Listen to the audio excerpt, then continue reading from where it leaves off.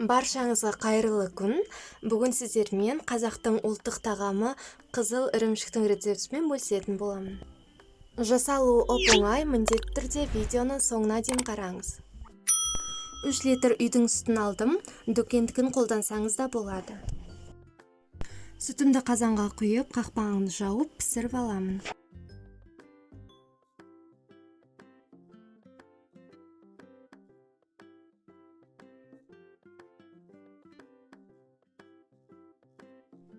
Көріп тұрғандарыңыздай, сүттің бетіне қаймағы шыға бастаған кезде жақсылап тұрып сапырып аламыз.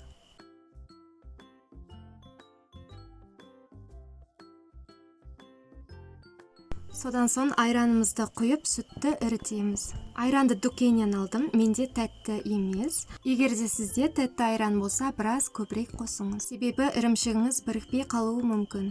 Енді жақсылап тұрып араластырып аламыз. Толықтай барлығы араласу керек. Қақпағын жаппай осылай қайнатамыз. Оттың асты міндетті түрде қатты болып тұру керек. Осылайша бұрқ еткізіп қайнағанша оттың астында ұстаймыз. Неке қайнап, сары су бөлектене бастайды. Сол кезде қақпағын жауып 3 сағаттай қайнатамыз. Дәл осындай болып шыққан кезде дәміне қарай қант саламыз. Егер де табиғи ірімшікті жақсы көрсеңіз, қантты салу міндетті емес, олайда тәтті болып шығады. Қантты салғаннан кейін жақсылап араластырып, қақпағын жауып, өте баяу отта 3-4 сағат қайнатамыз. Ірімшік пен сүттің мөлшерін төмендегі описанияда қалдырып кетемін. Дәл видеодағыдай етіп жазасаңыз, міндетті түрде ірімшігіңіз шығады. Неке біздің ірімшігіміз дайын болды. Сары су әбден сіңіп, азайып қалған кезде дайын болғанын білдіреді. Енді ірімшігімізді сүзгішпен сүзіп алып, арнайы дайындап қойған ыдысымызға төңкереміз. Видеода қалай көрсетіліп тұр, дәл солай жасаймыз.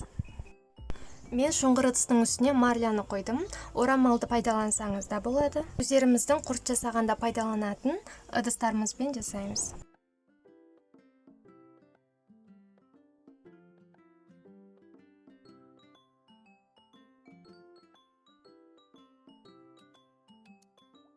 Сары суын жақсылап аққызып сығамыз және марлямызды байлап қоямыз.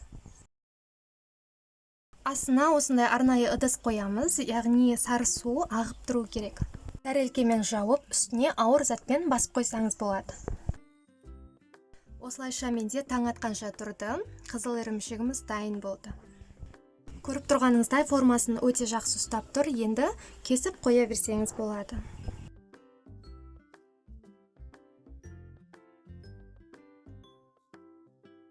Мен болғаныңызға рахмет. Егер де видео ұнаса, міндетті түрде лайк басып, каналыма тіркеліп кетуді ұмытпаңыз.